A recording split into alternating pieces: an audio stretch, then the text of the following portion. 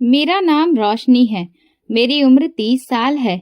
मेरी माँ लता मालकिन की कोठी पर साफ सफाई का काम करती थी और खाना बनाती थी। और वहां से जो पैसे मिलते हैं उनसे माँ हमारा पेट भरती। हमारा घर शहर से काफी दूर एक कच्ची बस्ती में था, जो एक वीरान जगह था जहाँ किसी का घर नहीं था। काफी दूरी पर बस दो चार घर थे और जो लोग रहते थे वो हमसे भी ज्यादा गरीब लोग थे और वो लोग भी अमीरों के घरों में काम करने वाले थे। हम दो बहनें थीं। मेरी छोटी बहन पूनम, वो मुझसे 10 या 5 मिनट ही छोटी थी, यानी कि हम दोनों जुड़वा थे। लेकिन मैं हमेशा उससे 5 मिनट बड़े होने का फायदा उठाया करती थी। मैं हमेशा उस पर रौब जमाती थी और वो इतनी मासूम और भोली थी कि मुझे खुद से 5 मिनट बड़ा मानकर मेरी इज्जत बिल्कुल माँ की तरह करती थी और मेरी हर बात को सर हिलाकर मानती थी। मेरे पिता नहीं थे और हमें ये भी नहीं पता था कि वो जिंदा भी हैं या मर चुके हैं, और ना ही माँ ने कभी हमें बताया था। हमारे स्कूल में गार्जियन के तौर पर मेरे नाना का नाम लिखा था। हमारा बाप कौन है, उसका नाम क्या है, माँ ने कभी नहीं बताया। बचपन में जब बस्ती के बच्चे खेलने के लिए तालाब के किनारे इकट्ठे होते तो सब अपने साथ खाने पीने और खेलने के लिए गेंद, बल्ला, गुड़िया या फुटबॉल लेकर आते और इतना खुश होकर बताते कि ये उनके लिए उनके पापा लेकर आए हैं, और तब मैं उदास होकर घर वापस आ जाती। मुझसे फिर खेला ही नहीं जाता था। मैं घर जाकर माँ से एक ही सवाल करती थी कि मेरे पिता कहाँ हैं और कौन है, लेकिन वो मुझे जवाब नहीं देती। मैं रोती रहती और रोते रोते सो जाती। पिता के ना होने पर सबसे ज्यादा फर्क मुझे पड़ता था और मैं हैरान होती थी कि मेरी छोटी बहन पूनम पिता का नाम तक नहीं लेती। मुझे पूनम और माँ बहुत कठोर लगते थे, जिन्हें मेरे पिता के होने ना होने से कोई फर्क नहीं पड़ता था, लेकिन मुझे पड़ता था। लेकिन मैं घर से बाहर जाती थी, बच्चों को देखती थी कि उनके पिता कितना उनके नखरे उठाते हैं।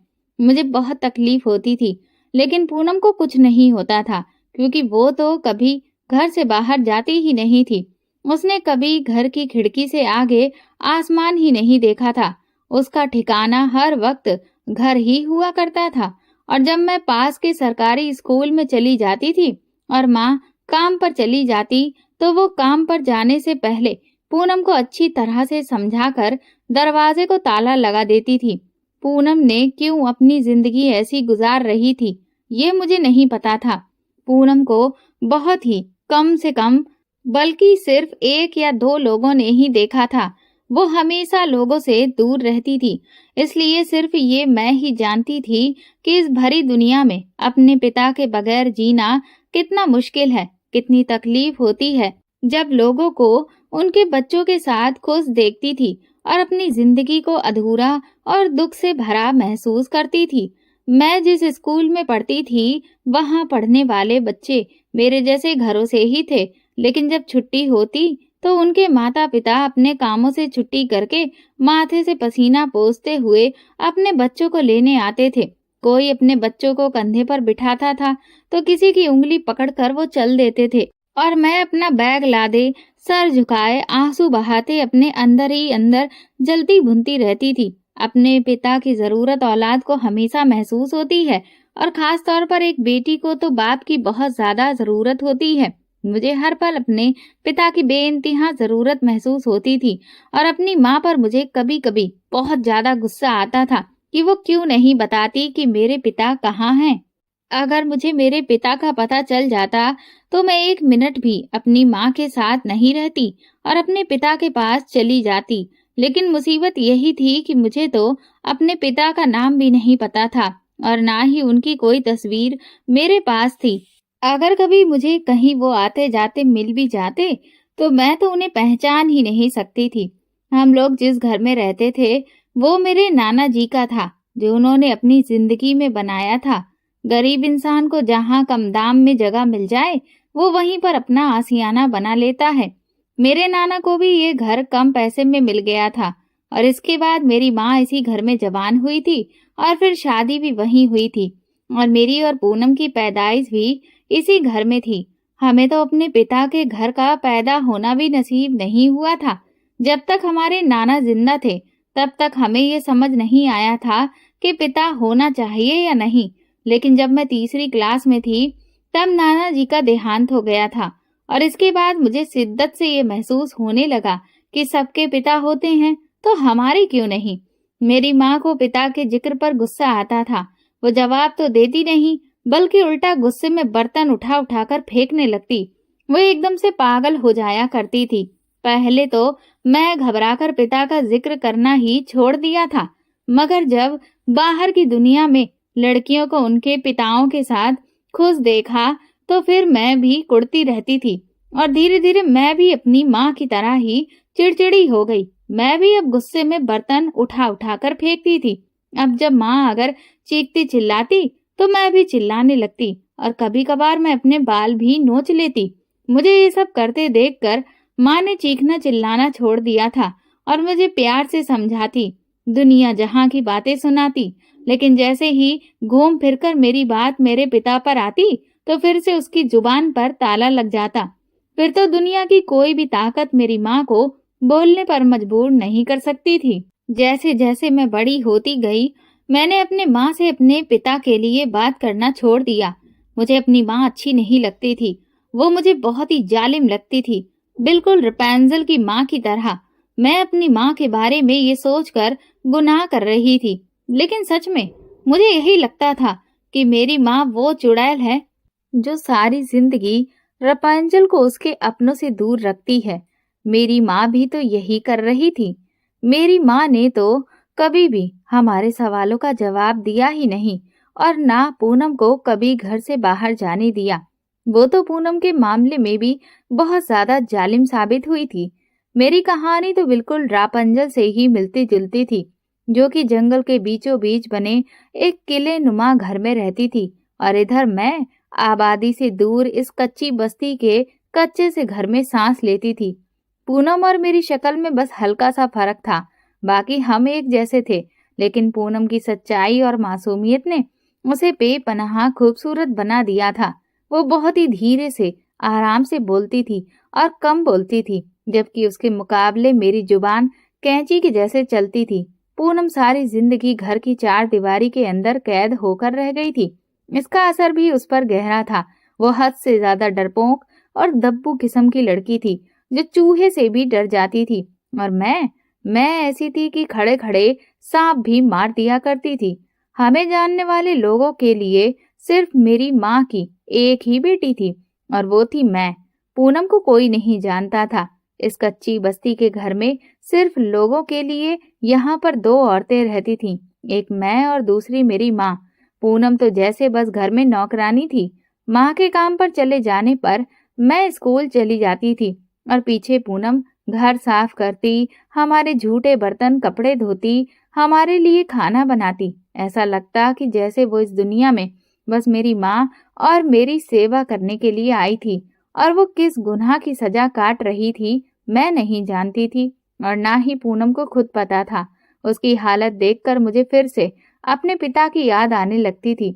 मैं सोचती थी कि काश मुझे मेरे पिता का एड्रेस मिल जाए, तो मैं पूनम को लेकर अपनी माँ को छोड़कर हमेशा के लिए उनके पास चली जाऊं और तब शायद उन्हें इस बात का एहसास हो कि वो कितनी गलत है। मुझे बस एक मजबूत और सुरक्षित छत चाहिए थी। अगर मिल जाती तो मैं कभी पलटकर अपनी माँ को नहीं देखती। मैंने 10वीं क्लास तक की पढ़ाई सरकारी स्कूल से हासिल की थी। मैं हमेशा दोस्त बनाने में कोई दिलचस्पी नहीं दिखाती थी, क्योंकि मैं उन लोगों की निजी जिंदगी देखकर और ज्यादा परेशान हो जाती थी, क्योंकि मेरी अपनी जिंदगी की कहानी अधूरी थी और इसीलिए मैं धीरे धीरे अकेलापन पसंद करने लगी। लेकिन फिर भी मैं जितना इन सब चीजों से खुद को बचाती, हमेशा कुछ ना कुछ ऐसा हो जाता कि मेरे दिल से चीखें ही निकलने लगती थी। मैं जब मैट्रिक की परीक्षा पास कर चुकी थी, तो मेरी काफी अच्छी पोजीशन आई थी और हमें प्राइज देने के लिए स्कूल में एक आयोजन किया गया, जिसमें मुझे इनाम भी मिलना था। मेरे साथ तो और भी लड़कियां थीं जो अच्छी पोजीशन लेने वालों में शामिल थीं। स्कूल में हमें कहा गया कि हमें अपने माता पिता को साथ लाना है। उस दिन सब कुछ भूलकर मैं अपनी माँ के पास गई और उन्हें कहा कि वो मेरे साथ मेरे स्कूल चलें ताकि मुझे इनाम और ट्रॉफी मिले, जिससे मेरा हौसला और बढ़ेगा। लेकिन मेरी माँ ने इनकार कर दिया क्योंकि उनकी मालकिन अंजना के यहाँ कोई फंक्शन था। इसके सारे इंतजामात उन्हें ही संभालने की जरूरत थी। उन्हें वहां जाना था। उन्होंने ये भी नहीं देखा कि इस वक्त मुझे भी तो उनकी जरूरत है। और उस दिन फिर से मेरे दिल में माँ के लिए नफरत पैदा हो गई। उन्हें सारी दुनिया की फिक्र थी, सिवाय अपनी औलाद के। अपनी कामयाबी पर मिलने वाले इनाम को छोड़ मैं अकेले ही वो लेने चली गई थी। वो इनाम मेरे लिए बहुत कीमती था। अगर उस दिन माँ मेरे साथ जाती तो स्टेज पर सबसे पहला इनाम मुझे मिलता।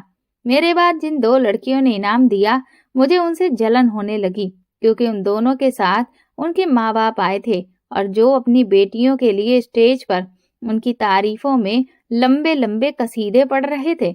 उन्होंने बहुत अच्छी स्पीच दी थी और मैं ये देखकर अपने आंसू पीकर रह गई थी। पहली बार मुझे कोई इनाम मिला था, लेकिन वो दोनों लड़कियां तो मेरी नजर में मुझसे भी आगे निकल गई थीं, क्योंकि उनके पास उनके पिता थे जो हर वक्त उनके साथ साए की तरह होते थे। उनकी माएं अपनी बेटियों को गले लगाकर शाबाशी दे रही थी, लेकिन मेरे पास तो दोनों ही लोग नहीं थे। मेरे पिता तो ना जाने कहाँ था और माँ के पास तो मेरे लिए वक्त ही नहीं था। मैं वो इनाम लेकर घर आई तो मेरे चेहरे पर कोई खुशी नहीं थी। खुशी तो अपनों से होती है और मेरे पास तो कोई अपना ही नहीं था। मुझे उस दिन भरी दुनिया में अकेलापन महसूस हुआ। लेकिन फिर मुझे पूनम पर ढेर सारा प्यार आया। जब वो ट्रे में चाय, समोसे, पकौड़े, मिठाई और केक लेकर मेरे पास आई।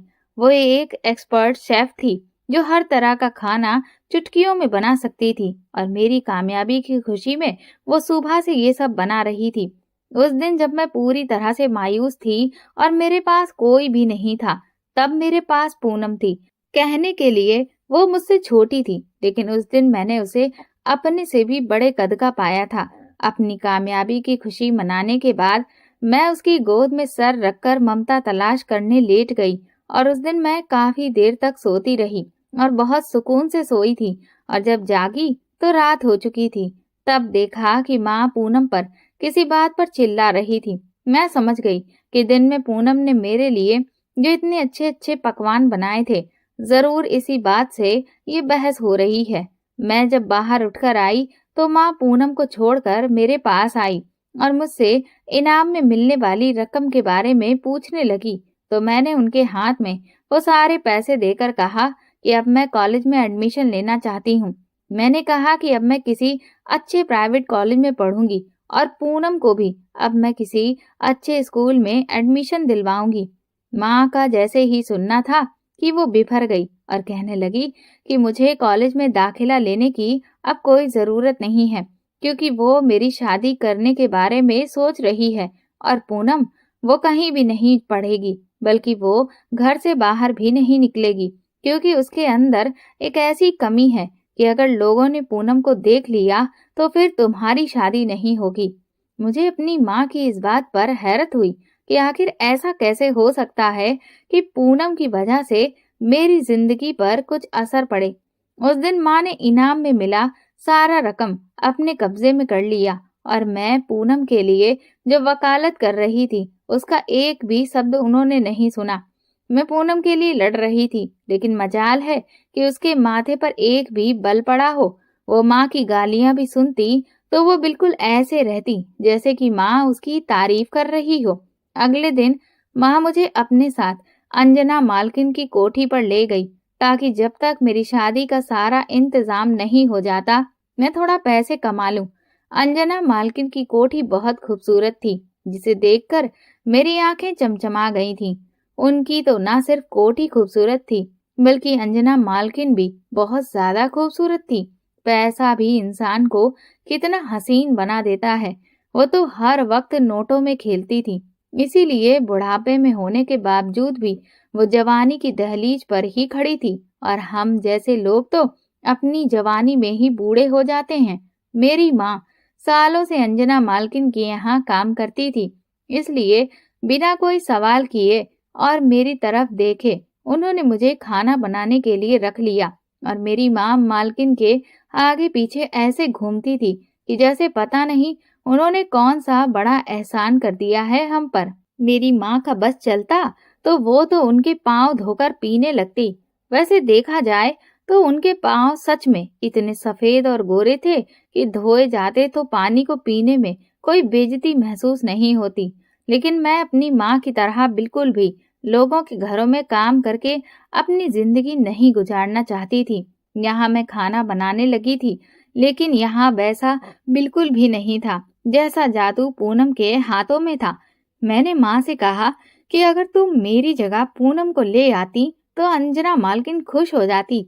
लेकिन इस पर मेरी माँ ने मुझे डांट कर कहा कि खबरदार, पूनम का नाम मत लेना, वो क्यों लोगों के घरों में काम करेगी। ये सुनकर एकदम से उस वक्त मेरे अंदर पूनम के लिए जलन पैदा हो गई।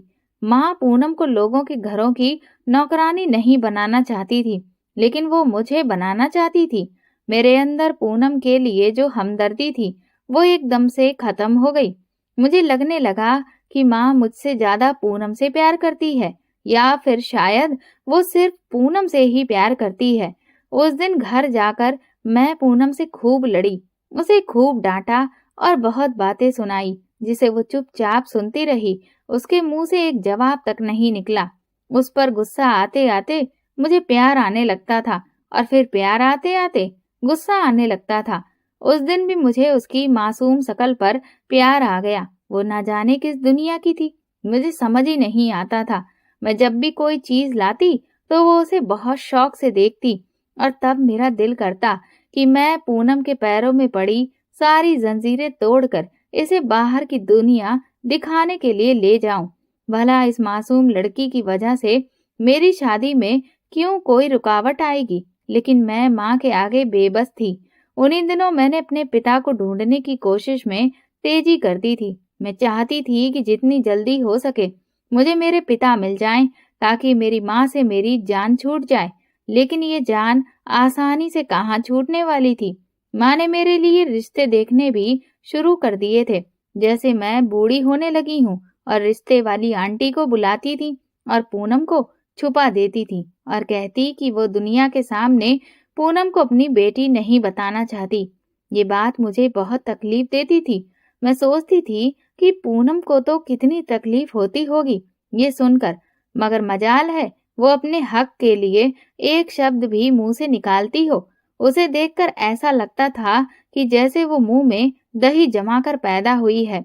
रिश्ते करने वाली आंटी रोज नए नए रिश्ते लेकर आती थी, लेकिन मेरी माँ को कोई भी रिश्ता ठीक नहीं लग रहा था। मैं दुआ करती थी कि यूं ही माँ रिश्तों को टालती रहे और इसमें 3-4 साल निकल जाएं। क्या पता तब तक मुझे मेरे पिता मिल जाएं, और फिर मुझे अपनी माँ की फिजूल की बातें ना माननी पड़े। कहते हैं कि दुनिया उम्मीद पर कायम है, और मेरी तो सारी दुनिया ही इस उम्मीद पर कायम थी कि किसी दिन मेरे पिता मिल जाएं और मेरी जिंदगी एकदम खुशहाल हो जाए। मैंने जिंदगी भर उस इंसान का इंतजार किया था। मैंने अपने पिता को अब तक नहीं देखा था, लेकिन मैं उनसे बहुत प्यार करती थी। इतनी मोहब्बत जितनी मैं दुनिया के किसी इंसान से नहीं कर सकती थी। लेकिन फिर अचानक एक दिन सब कुछ बदल गया। मैं बदल गई, मेरी जिंदगी बदल गई, और मेरा इंतजार बदल गया। अचानक से मुझे लगने लगा कि मेरी माँ की कड़वी बातें मुझे बहुत मीठी लगने लगी हैं। पूनम की हद से ज्यादा मासूमियत गुस्सा दिलाने की जगह मुझे प्यार दिलाने लगी थी। हर परेशानी मुझे अब मखमल का बिछौना लगने लगी थी। हुआ यूं कि मैं हर रोज की तरह कोठी गई थी अम्मा के साथ काम करने, और उन्हीं दिनों मैंने कोठी की हर नौकरानी से एक ही नाम सुना था, सिद्धार्थ मल्होत्रा, अंजना मल्होत्रा का बेटा। हर नौकर घबराया घबराया ऐसा लग रहा था।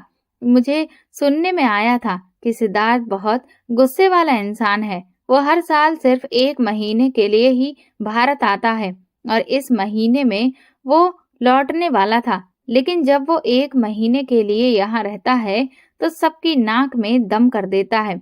वो पेशे से वकील था और कनाडा में पढ़कर वहीं सेटल हो गया था। उसकी जॉब बहुत अच्छी थी। वो खानदानी पैसे वाला था, लेकिन अभी तक उसकी शादी नहीं हुई थी। मैंने सोचा कि उसका ऐसा गर्म मिजाज है, इसीलिए उसकी शादी नहीं हुई होगी, क्योंकि उसके जैसे इंसान को हासिल करना या बर्दाश्त करना किसी के बस में नहीं था। उसे झेलने के लिए तो दिल और गुर्दा दोनों चाहिए। मेरी माँ भी उसके आने पर परेशान थी, क्योंकि माँ ने बताया कि पूरे साल का जो सबसे मुश्किल और भयानक महीना होता है वो तभी होता है जब सिद्धार्थ भारत आता है। वो हद से ज्यादा बदतमीज और बदलिहाज इंसान था, जिसे बड़े छोटे की कोई तमीज नहीं है। वो जब भी बोलता है तो लगता ही नहीं कि वो विदेश से पढ़कर आया है। दूसरे लोगों से उसके किस्से सुनकर मैं तो उससे मिलने के लिए अब बेताब हो रही थी। जाने कैसा अड़ियल घोड़ा है जिसके इतने चर्चे हैं। 2-3 दिन कोठी में उसके आने का खूब तैयारी होती रही। फिर एक दिन उसको लेने अंजना मालकिन खुद गई एयरपोर्ट, और जब वो कोठी आया तो सारे नौकर चेहरे पर झूठी मुस्कुराहट सजाकर उस पर फूल बरसा रहे थे और झूठी खुशी का इजहार कर रहे थे। उस वक्त मैं एक तरफ खड़ी उसे देखते ही सदमे में चली गई थी और बिना पलके झपकाए तब तक टकटकी बांधकर उसे देखती रही। भला कोई इतना प्यारा कैसे हो सकता है। वो जब मेरे पास से गुजरा तो उसने हाथ से चुटकी बजाई तो फौरन मैं सपनों से बाहर आई। उसके बाद जो हुआ मैं सोच नहीं सकती थी, क्योंकि मैंने उसके बारे में जो सुन रखा था मुझे उस पर यकीन नहीं हो रहा था। उसने चुटकी बजाने के बाद मेरे गाल को नरमी से थपथपाया और मुस्कुराकर वो अंदर चला गया। मैं तो बेहोश होते बची थी। अंजना मालकिन तो बहुत ही हसीन थी, लेकिन उनका बेटा वो तो उनसे भी कई ज्यादा डैशिंग था। अगर वो गुस्सा करता, नखरा करता है या खुद पर गुरूर करता है तो ठीक ही करता था। उस पर गुरूर, गुस्सा और नखरा सब जचता भी था। बल्कि ऐसा लगता था ये तीनों चीजें कायनात ने सिद्धार्थ के लिए ही बनाई हो। उस दिन मेरे मन में माँ और नौकरों की वजह से बनाई हुई उसकी इमेज टूट गई थी और मैं हर वक्त उसके बारे में सोचने लगी थी। मुझे उसके ख्याल अच्छे लगने लगे थे। मुझे वो इतना अच्छा लगने लगा कि मैं उसके होने का इंतजार करने लगी। मैं नौकरानी से रानी बनने के सपने देखने लगी। वो जब मेरे बने खाने की तारीफ करता तो मैं हवाओं में उड़ने लगती और सपनों में उसके साथ खुद को देखती। फिर एक दिन उसने मेरी आंखों में अपने सपनों को पकड़ लिया। उस दिन माँ की तबीयत ठीक नहीं थी तो वो काम पर नहीं गई। इस वजह से माँ के हिस्से का काम भी मुझे करना पड़ा था। मैं खाना बनाकर साफ सफाई करने लगी। फिर मुझे कहा गया कि सिद्धार्थ के कमरे को भी साफ करना है। मैं उस कमरे में गई तो कमरा खाली था। मैं सुकून से सफाई करने लगी कि मेरी नजर सिद्धार्थ की तस्वीर पर गई, जिसमें मुस्कुराता हुआ वो दुनिया का सबसे डैशिंग इंसान दिख रहा था। मैं तस्वीर के पास गई और उसे उठाकर देखने लगी। तभी वो मेरे पीछे आ गया। मैं तुरंत वहां से भागने लगी कि जब उसने आवाज देकर मुझे रोक दिया। मेरी टांगें कांपने लगीं। इस वक्त मुझमें जरा भी हिम्मत नहीं थी कि मैं पलटकर उसे देखती, लेकिन इस पल कुछ ऐसा हुआ जिस पर यकीन करना बहुत मुश्किल था, बल्कि नामुमकिन भी था। मेरे जैसे के लिए तो बिल्कुल ही नामुमकिन।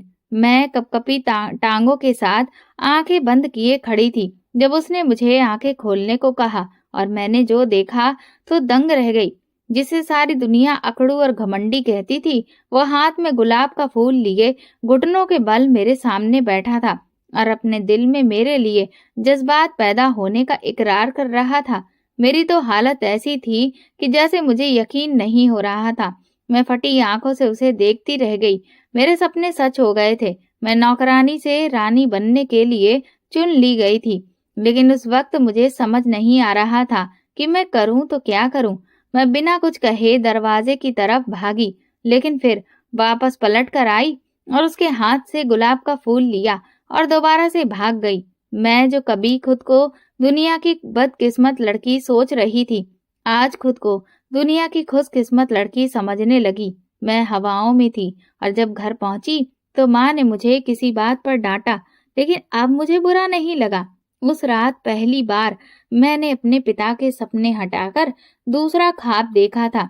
सिद्धार्थ को इस दिन मेरा बरसों पुराना सपना बदल गया था। मुझे यकीन नहीं हो रहा था कि वो इंसान मेरे सामने झुककर बैठा था जो दुनिया को पांव की ठोकर पर रखता था। उस दिन के बाद से मेरी जिंदगी में सब बदल गया।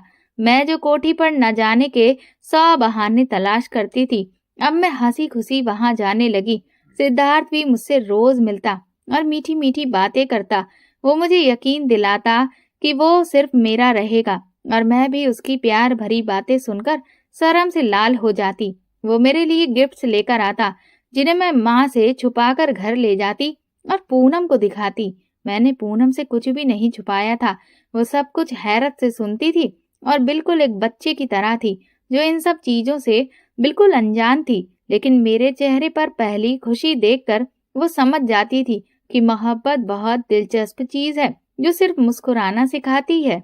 मेरी आदतें, तौर तरीके सब बदल रहे थे। जो सबसे तो छुपे रह सकते थे, लेकिन मेरी माँ से नहीं छुपे थे।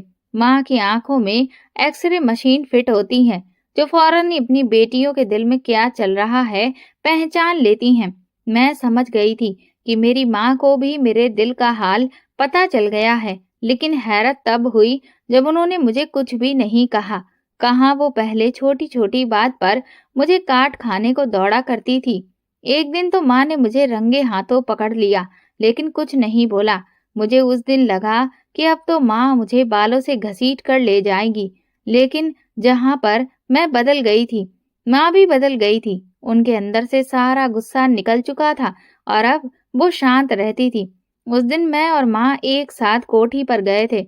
मैं खाना बनाकर फ्री हुई तो किचन के पास से गुजरते हुए सिद्धार्थ ने मुझे धीरे से इशारा करके बैकयार्ड में आने को कहा। मैं सबसे छुप कर वहां से निकली, लेकिन दो आंखों ने मुझे फिर भी देख लिया था। मैं बैकयार्ड में गई, जहां सिद्धार्थ फाउंटेन के पास खड़ा था। मैं उसके पास गई तो उसने मुस्कुराते हुए एक ज्वेलरी बॉक्स मेरे सामने किया। ये मेरा आज का गिफ्ट था, और सिद्धार्थ तो मुझे इस तरह के कई तोहफे देता था।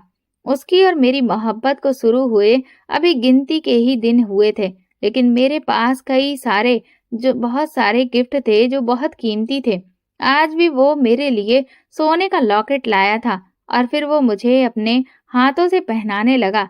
मैं उसकी तरफ कमर करके खड़ी थी, और मैंने महसूस किया कि लॉकेट पहनाने के साथ उसके हाथों की उंगलियां मेरी गर्दन और कमर पर थीं। लेकिन मैं नजरअंदाज कर चुकी थी कि इतना तो चलता है मोहब्बत में। लेकिन फिर मुझे लॉकेट पहनाने के बाद सिद्धार्थ ने मेरा हाथ पकड़कर मुझे अपनी तरफ खींचा। हम दोनों अब फव्वारे के नीचे थे। मुझे उस पर कुछ अजीब सा महसूस होने लगा। मैं भीगने लगी और सिद्धार्थ की हरकत बढ़ने लगी। एकदम से मुझे उसकी हरकत गलत लगने लगी, और वो मुझे बिल्कुल अच्छा लगना बंद हो गया था। इससे पहले कि मैं कुछ कहती, एक कड़क आवाज से हम दोनों चौंके। सामने मेरी माँ थी। वो जलती हुई आंखों से मुझे देख रही थी, और फिर मैं तुरंत ही उनके पीछे भागी। अब मैं सारा दिन खामोशी से काम करती रही। शाम को जब हम घर आए तो माँ ने मुझे अपने पास बुलाया। मैं काफी शर्मिंदा सी थी। माँ ने मुझ पर ना गुस्सा किया और ना ही कोई उल्टी सीधी बात की, बल्कि वो तो बहुत ही आराम से मुझसे पूछ रही थी, जिस वजह से मुझे और भी ज्यादा शर्मिंदगी लग रही थी। माँ ने पूछा, ये सब कब से चल रहा है? मैंने सर झुकाया और माँ को बता दिया कि पिछले 2 महीने से। फिर माँ ने सर हिलाया, जैसे कि समझ गई हो कि क्यों इस बार सिद्धार्थ 1 महीने से भी ज्यादा भारत में रुक गया था। इसके बाद माँ ने जो पूछा वो पूछते हुए उनकी जुबान लड़खड़ाई थी और आंखें नम हो गई थी। मैंने लेकिन सख्ती से इनकार में सिर हिलाया। मैंने कहा, मैं जैसे पहले थी आज भी बिल्कुल वैसे ही हूँ। ऊपर वाले की कृपा थी कि मैं सिद्धार्थ के किसी भी गंदे इरादे से साफ बच गई, और उसके क्या इरादे हैं ये तो मुझे आज ही पता चला था, जब वो मेरे साथ गलत तरह से व्यवहार कर रहा था। माँ ने मेरी इस बात पर सर हिलाया, और फिर उन्होंने अपने अतीत की उस किताब को मेरे सामने खोल कर रख दिया, जिसे मैं न जाने कब से जानना चाहती थी। जैसे मेरी माँ ने कभी नहीं बताया था, लेकिन अब शायद उन्हें लगा था कि मुझे कुछ ऐसा बताना चाहिए जिससे मुझे सबक मिले। और तब माँ ने सोचा कि वो अपने और पिताजी की कहानी बताएंगी। माँ ने सुनाना शुरू किया तो पूनम भी पास आकर बैठ गई। मेरी माँ ने बताया कि मेरे पिता एक गरीब मुंशी थे। मैं उनके घर में पैदा हुई थी, जो साल के 12 महीने लगातार अपने मालिकों के साथ दिन रात काम करते थे। मेरी माँ मेरे बचपन में ही मुझे छोड़कर हमेशा के लिए इस दुनिया से चली गई थी और उसके बाद मेरे पिता ने ही मेरी माँ और बाप होने का फर्ज निभाया था। मेरे लिए दुनिया का हर रिश्ता मेरे पिताजी ही थे। भले ही मैं एक मुंशी की बेटी थी, लेकिन मेरे पिता ने मुझे ऐसी जिंदगी दी थी जैसे कि मैं किसी राजा की बेटी हूँ। मेरे लिए मेरे पिताजी हर काम करते, वो सारे घर की जिम्मेदारी भी उठाते थे। उनके काम की वजह से ही हमें सर्वेंट क्वार्टर मिला हुआ था, जहाँ हम रहते थे।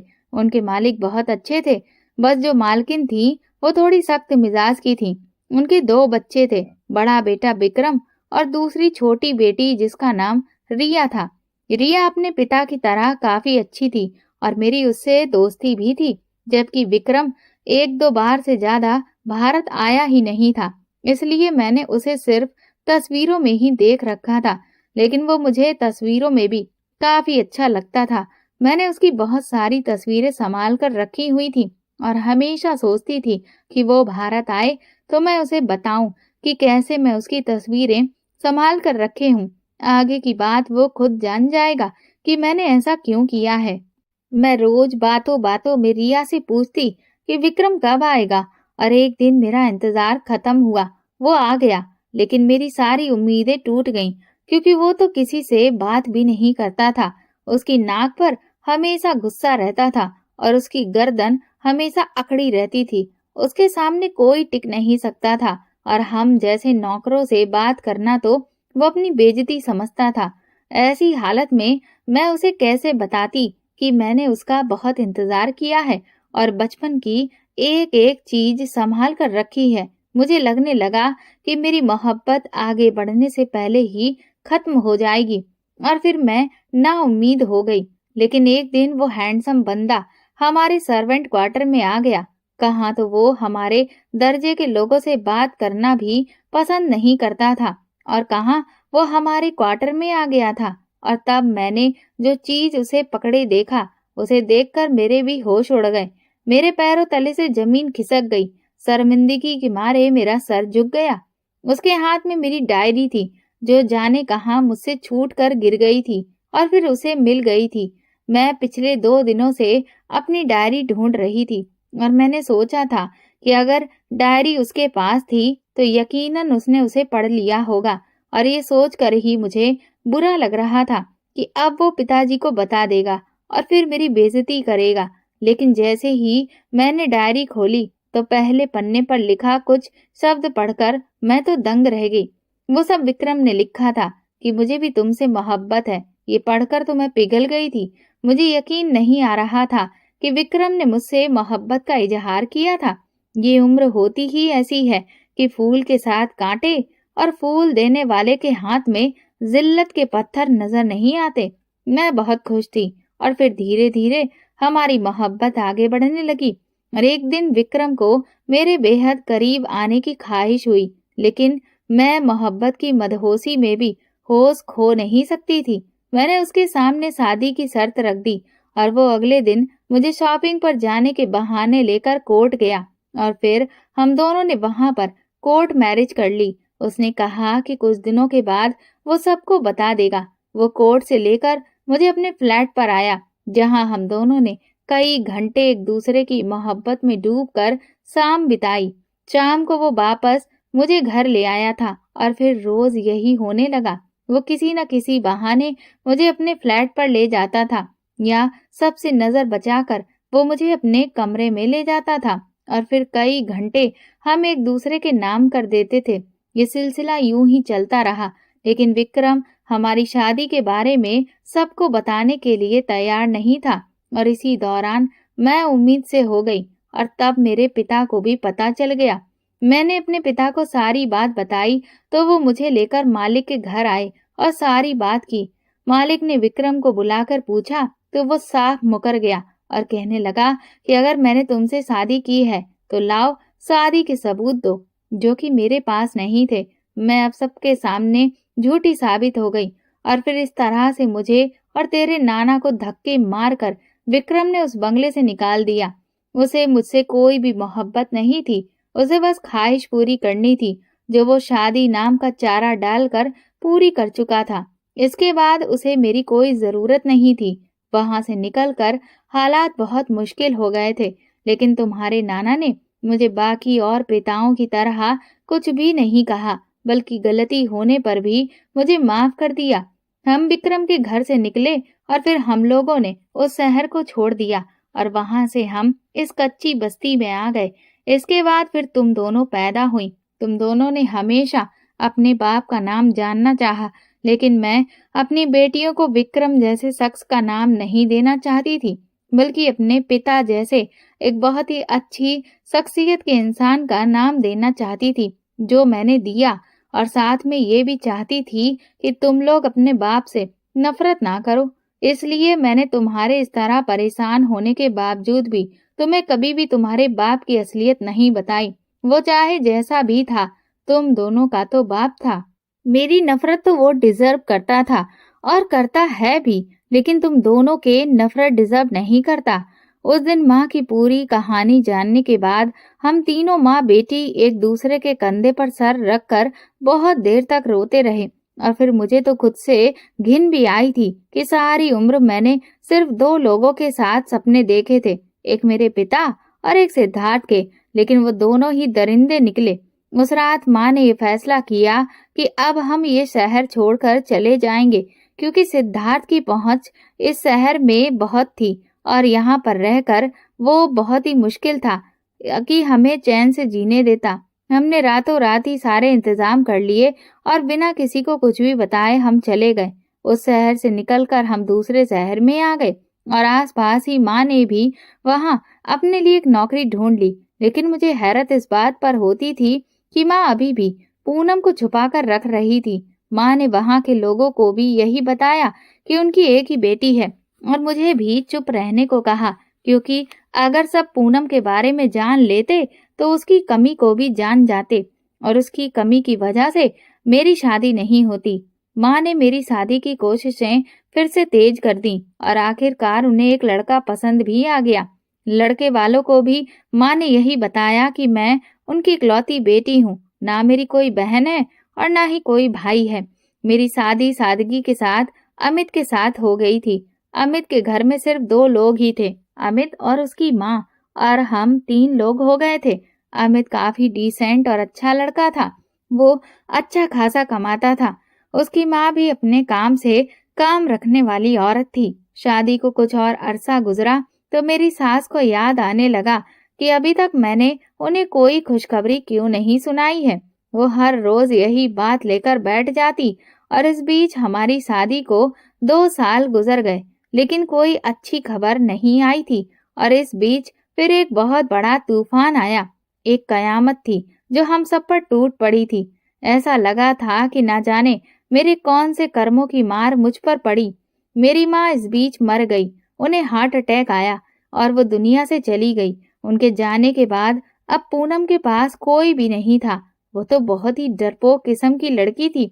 वो भला अकेले कैसे रहती। और तब मैं दुनिया को सच बताने का फैसला किया और फिर पूनम को लेकर अपने ससुराल आ गई और सबको बता दिया कि पूनम मेरी बहन है। इस बात पर अमित मुझसे लड़ने लग गया कि मैंने उससे सच छुपाया। उसकी बातों से साफ पता चल रहा था कि वो हमारे 2 साल के रिश्ते से अब तंग आ गया था। और मेरी सास, जिसे मैं बहुत अच्छी औरत समझती थी, उसने पूनम को देखते ही कहा कि इतनी हीरा लड़की इसकी माँ ने हम लोगों से छुपा रखी थी और हमें ये इसने ऐसी कम खूबसूरत और बदजुबान लड़की पकड़ा दी। अमित ने भी अपनी माँ की हाँ में हाँ मिलाकर कहा कि अब मैं इसे तलाक दे दूंगा और फिर उसने पूनम से शादी करने की इच्छा जाहिर कर दी। मुझे एक बार फिर से पूनम से हमदर्दी करने पर खुद पर अफसोस हो रहा था, क्योंकि वो खड़े खड़े मेरा बसा बसाया घर खा गई थी। मैं उसे लेकर वापस अपने मायके आ गई, क्योंकि अब मैं भी तलाक के लिए राजी थी।